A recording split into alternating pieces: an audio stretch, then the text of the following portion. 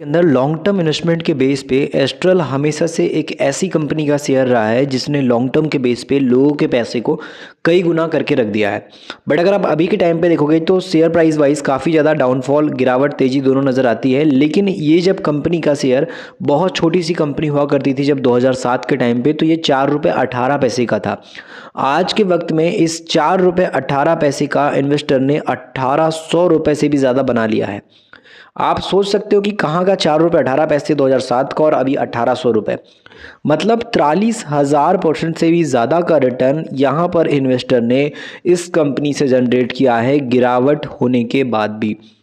अब हम एस्ट्रल के बिज़नेस की बात करेंगे तो ये कंपनी पाइप सेक्टर में स्टार्टिंग से काफ़ी अच्छा कर रही थी और ये ग्रोथ कंपनी की बहुत अच्छी सालों तक चलती रही, जिसकी वजह से कंपनी का सेल्स बढ़ा तो प्रॉफिट भी बढ़ा। और जैसे जैसे कंपनी का प्रॉफिट बढ़ा तो स्टॉक मार्केट के अंदर जिस भी कंपनी का प्रॉफिट बढ़ता है तो शेयर प्राइस भी बढ़ने लगता है।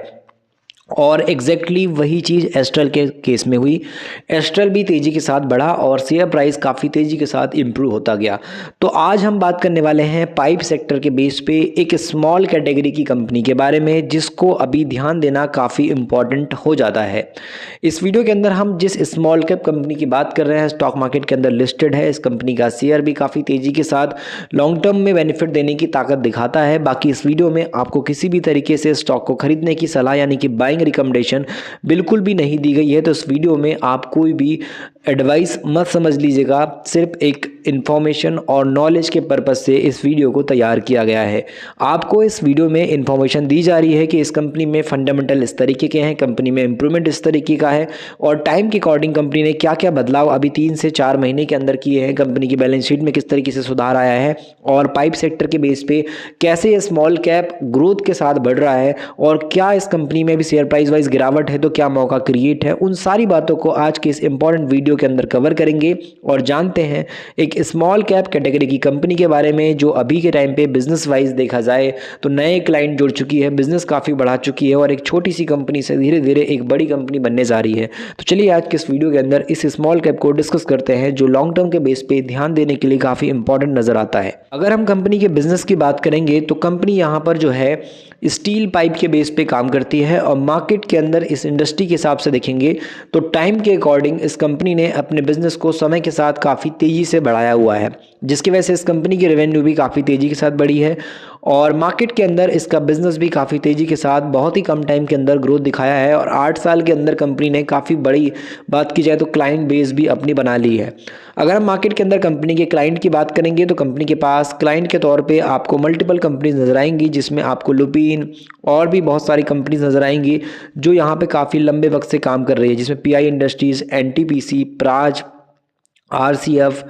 SGS, SRF company chemical sector के बेसिस पे और भी अलग अलग, तोशिबा, टीयूवी, थर्मैक्स, ये सब कंपनी आपको नजर आएंगी जो मार्केट के अंदर इनके साथ काफ़ी लंबे वक्त से काम कर रही है, जिसमें वोल्टास, वोपाक जैसी कंपनी भी हैं और इनसे बिजनेस काफ़ी बढ़ रहा है। चाहे अडानी विलमार हो या दालमिया हो, चाहे एशियन पेंट जैसी बड़ी पेंट सेक्टर कंपनी हो, इन सब से ये कंपनी पैसा बना रही है इनके साथ काम करके। चाहे इसमें इसरो की बात करें, जेएसडब्ल्यू की बात करें, नवीन फ्लोरिन हो गई, आईटीसी हो गई, ओएनजीसी की बात करें, जेके पेपर हो गया, लगभग जितनी भी बड़ी कंपनीज है, चाहे निरमा हो, ओरिएंट हो, ये सभी, दीपक नाइट्राइट ही क्यों ना हो, इन सब के साथ मिल करके ये बिजनेस को बढ़ा रही है, जिससे कि क्लाइंट बेस इसका दिखाता है कि इस कंपनी ने oil and gas, petrochemical, pharmaceutical, food industry, beverage industry, chemical और भी अलग अलग इंडस्ट्रीज को टारगेट करके रखा हुआ है। चाहे अमूल हो, अतुल हो, बायर कंपनी हो, बीएचएल हो, भारत पेट्रोलियम हो, इन सभी कंपनी के साथ फार्मा सेक्टर या फिर अलग अलग इंडस्ट्री के बेस पे अपने बिजनेस को बढ़ा रही है और टाटा कंपनियों के साथ मिलकर के भी काम कर रही है। तो ओवरऑल अगर आप देखो तो यहाँ पर क्लाइंट बेस जो है इसका काफ़ी तगड़ा है और क्लाइंट बेस काफ़ी तगड़ा होने की वजह से कंपनी के अंदर बिजनेस में जो है वो भी काफ़ी इंप्रूवमेंट नजर आती है टाइम के अकॉर्डिंग। अगर हम देखेंगे तो कंपनी की चर्चा कर रहे हैं, इसका नाम है Venus pipes and tubes limited. ये कंपनी स्टील पाइप और बात की जाए स्टेनलेस जो प्रोडक्ट होते हैं उसमें मैन्युफैक्चरिंग का काम करती है। ट्यूब्स और पाइप्स के बेस पे वेल्डेड ट्यूब्स और पाइप्स के हिसाब से अलग अलग कैटेगरी में कंपनी अपने प्रोडक्ट बना करके बेच रही है। अगर हम बात करेंगे मार्केट के अंदर तो साइज इसका 3,328 करोड़ का छोटी सी स्मॉल कैटेगरी की कंपनी है और इस कंपनी का जो शेयर स्टॉक मार्केट के अंदर है वो 1293 से 2490 तक गया हुआ है और अभी 1600 का एक शेयर यानी गिरावट के टाइम पे नजर आ रहा है। स्टॉक का पी 38.3 का है। उसके अलावा आरओसी आरओई 28 से 23% का है। कंपनी की फेस वैल्यू 10 की है, तो कंपनी के अंदर बोनस या फिर स्प्लिट वगैरह अभी नहीं मिला है। इस कंपनी की बात की जाए तो यहाँ पर प्रमोटर की होल्डिंग 47% की, कोई भी शेयर गिरवी नहीं है। सेल्स कंपनी का बढ़ रहा है, यहाँ पर आप देख सकते हो 31% से, और इसके अगेंस्ट में जो कंपनी का प्रॉफिट है वो बढ़ रहा है 59.6% के साथ में। अगर हम मार्केट के अंदर देखेंगे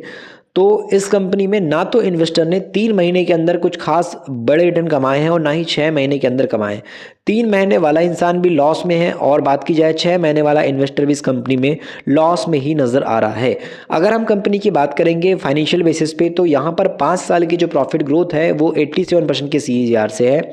3 साल का आरओई कंपनी का 24% से है, और कंपनी स्टील और बात की जाए मीडियम कैटेगरी के बेस पे काफ़ी अच्छा काम करती है। मल्टीपल कंपनीज है, बट इस कंपनी की जो प्रॉफिट की ग्रोथ आप देखोगे तो यहाँ पर नज़र आएगा कि यहाँ पर रत्नामणि मेटल्स का 14% माइनस में प्रॉफिट है, शारदा एनर्जी का 7% का प्रॉफिट है, उसके अलावा उषा मार्टिन का 6% का प्रॉफिट है, उसके अलावा महाराष्ट्र सिमलेस का 14% का प्रॉफिट है, उसके अलावा यहाँ पे बात करें गैलेंट इस्पात का तो 90% का प्रॉफिट है, और बंसल वायर इंडस्ट्री का 10% का प्रॉफिट है। लेकिन आप वीनस की बात करोगे तो वीनस जो है यहाँ पर ये अकेली कंपनी इस्पात लिमिटेड के बाद वीनस का नाम नजर आएगा, जो 59% के प्रॉफिट के साथ बढ़ रही है।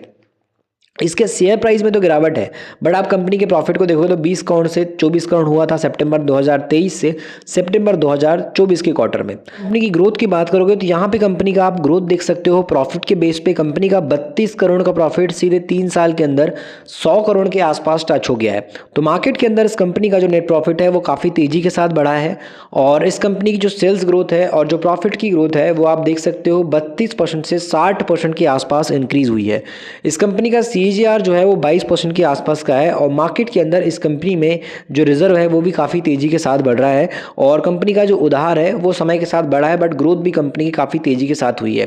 अगर हम इस कंपनी के ROCE की बात करेंगे तो 28% के आसपास है। कंपनी के अंदर प्रमोटर 47% के आसपास है, उसके अलावा FIS 5% के आसपास है, DIS की होल्डिंग 14% के आसपास है। मार्केट के अंदर अगर आप इस कंपनी के अंदर देखने जाओगे तो आप ध्यान देना कि इस कंपनी में अभी शेयर प्राइस में गिरावट है, लेकिन DIS की होल्डिंग 13%, उससे थोड़ा स्टेक बढ़ा, फिर अभी 3 महीने बाद 14% पे आ गई है। तो गिरावट होने के बाद भी जो डोमेस्टिक इन्वेस्टर है वो अपना स्टेक इस कंपनी में बढ़ाते हुए नजर आ रहे हैं, और उनका स्टेक जो है वो तेजी के साथ बढ़ रहा है। तो ऐसे में ये जो कंपनी है इस पर हम चाहें तो फोकस कर सकते हैं स्टडी करने के पर्पज़ पे। बाकी ऐसी कोई एडवाइस नहीं रहेगी कि आप स्टॉक को बाई कर लीजिए। हमने इस स्मॉल कंपनी को सिर्फ नॉलेज के पर्पज़ पे डिस्कस किया है, कोई भी आपको बाइंग रिकमेंडेशन नहीं दी है। और मार्केट को अगर आपको सीखना है, समझना है, जानना है कि एक आम आदमी कैसे मार्केट को सीख सकता है, कैसे अपने लॉसेस को यहाँ पे कम कर सकता है, कैसे एक आम आदमी की ज़िंदगी में परेशानी आती है स्टॉक मार्केट के अंदर जब आप शेयर खरीदना स्टार्ट करते हो उस वक्त में, और एक साधारण परिवार का इंसान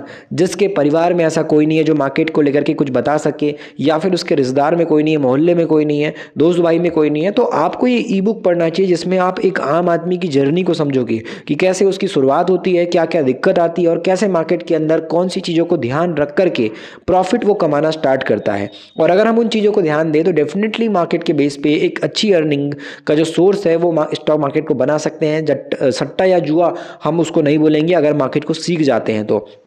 शुद्ध हिंदी में लिखी हुई ई बुक है मिडिल क्लास का स्टॉक मार्केट ई बुक, इसकी लिंक डिस्क्रिप्शन में है। उस लिंक के जरिए आप ई बुक तक पहुंच सकते हो, मार्केट को सीख सकते हो, समझ सकते हो।